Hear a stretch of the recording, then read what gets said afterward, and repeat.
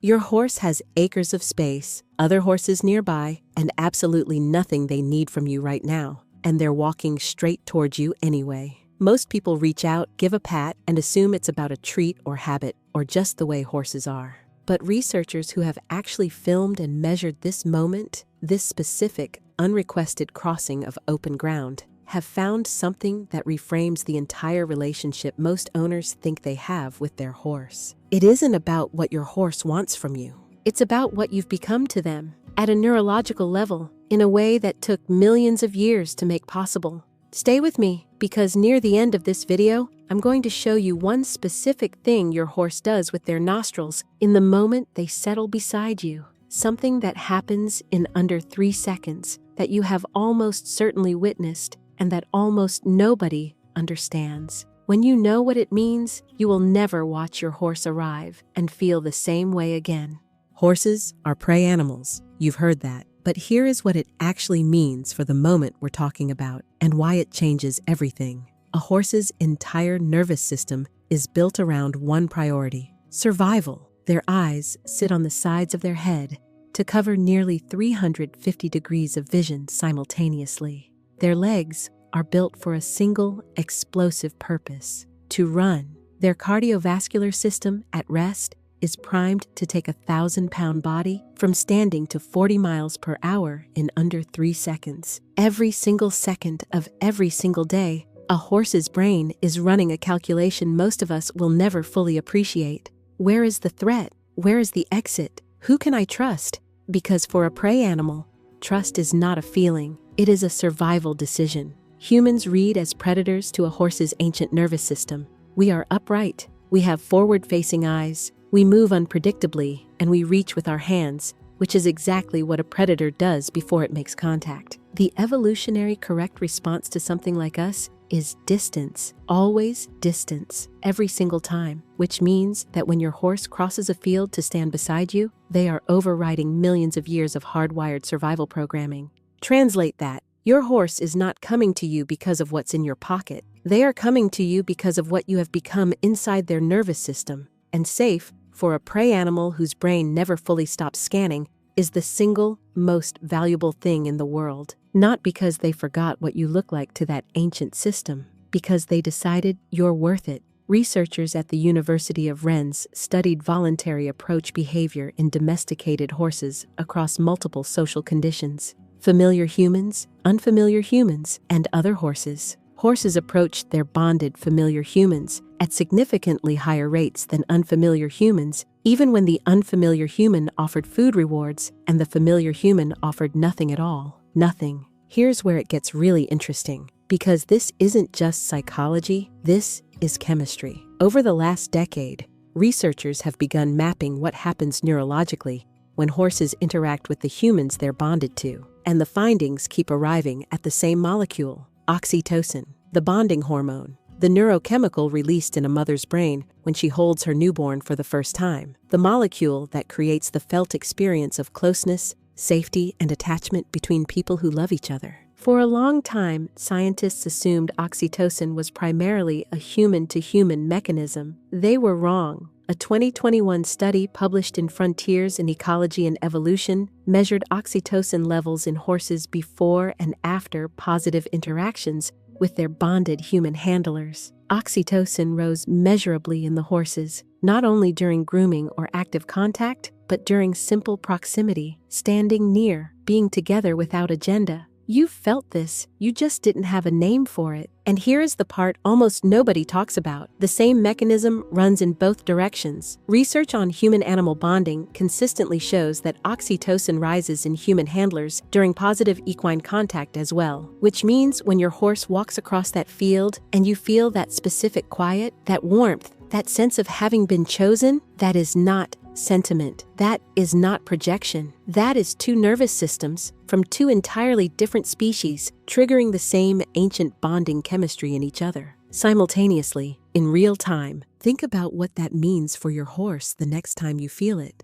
There is also a behavior that appears in horses before they ever begin walking toward you. something in how they orient and what they do with their body in the seconds before they move that almost nobody catches. I'll get to that shortly. When we bring a horse into domestic life, we ask them to accept something genuinely radical. We remove them from that system and expect them to function without it. The need doesn't disappear. It cannot disappear. It is written into the architecture of their brain. It transfers. Dr. Margit Seidler-Feicht, whose research on equine behavioral welfare is among the most cited in the field, documented that horses in close human contact who develop strong bonds with specific handlers show significantly lower baseline cortisol levels than horses without consistent human attachment. To understand why your horse chooses you, you have to understand what they gave up to do it. Horses are herd animals in the most literal neurological sense. Not as a personality trait, not as a management consideration. A horse separated from its herd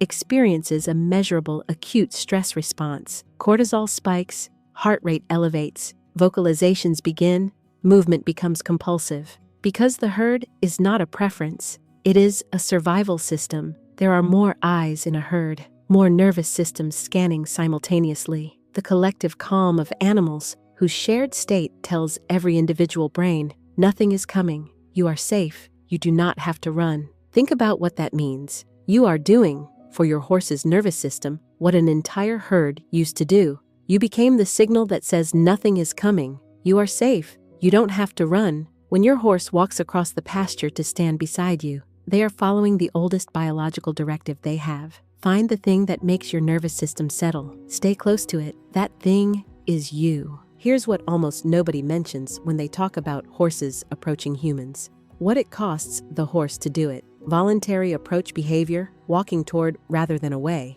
is neurologically expensive for a prey animal. It requires the brain to actively suppress a threat detection system that evolution has tuned over millions of years toward caution as the default.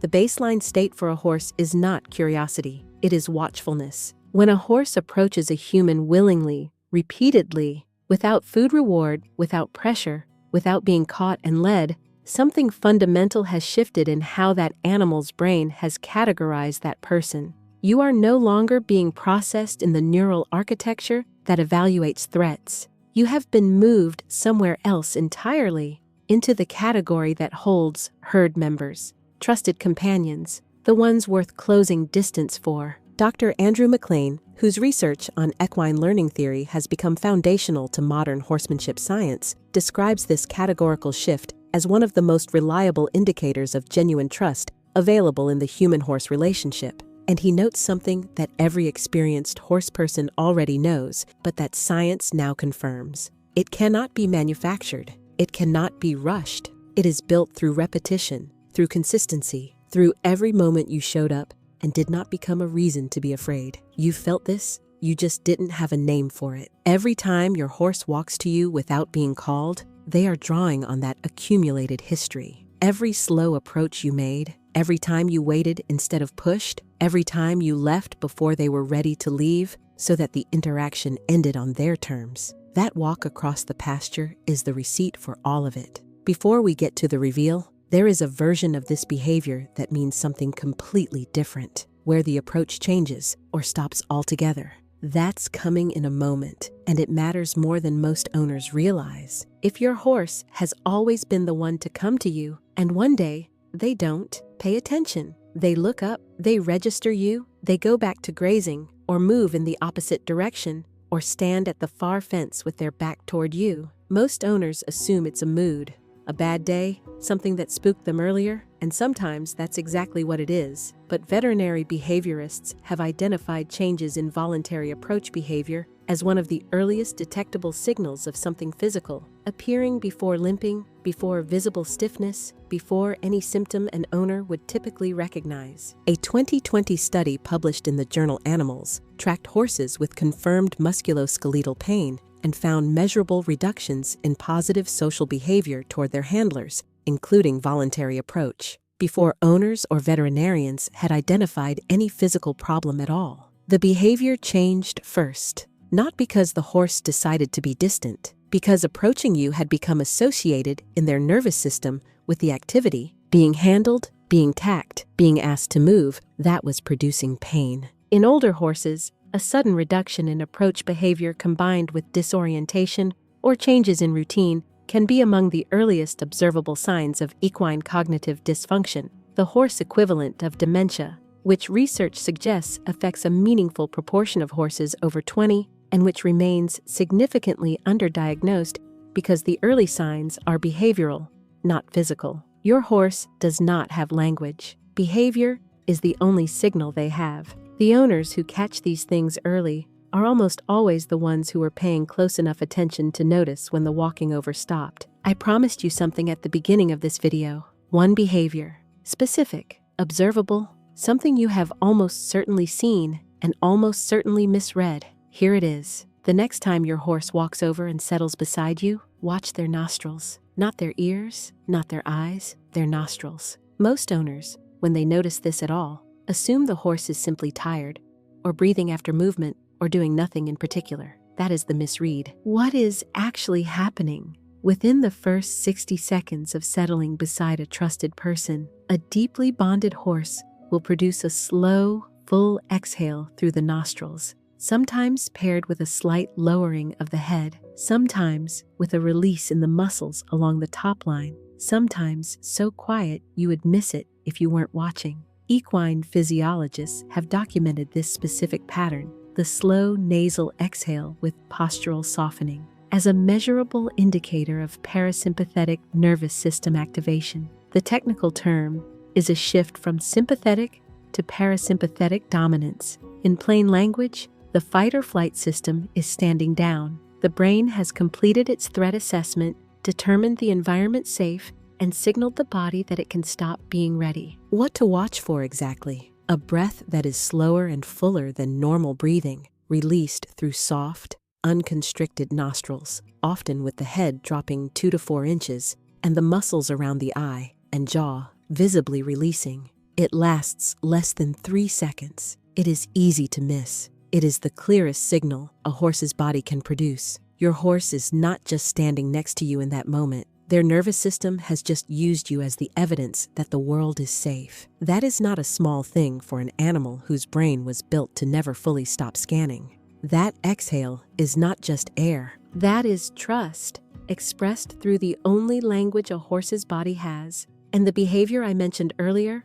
the one that appears before they even begin walking toward you, watch the moment they first register your presence across the field. Before they move, a bonded horse will orient both ears toward you, lower their head slightly below the top line, and hold that position for 1 to 3 seconds. That is the nervous system running its check. That stillness before the walk is the decision being made. The exhale at the end is the confirmation. You've been watching both your whole life. Now you know what you were seeing. So the next time you unlatch that gate and your horse lifts their head and starts crossing the field, remember what is actually happening. A nervous system built over millions of years to treat proximity to predators as dangerous is overriding itself. The threat detection circuitry is going quiet. The ancient brain that maps safe from unsafe has placed you, specifically you, in the category that earns the walk. Not because you had something in your pocket, not because they had no other option, but because somewhere in the accumulated weight of every moment between you, the quiet mornings, the slow approaches, the times you asked without forcing, you became worth closing the distance for. You became their herd. And if you want to know how much they mean it, watch the nostrils when they arrive. Wait for the exhale. Watch for the head that drops 2 inches and the jaw that softens, because that breath is the most honest thing your horse will ever tell you. Out of every acre they could be standing on, they chose this one because you're here.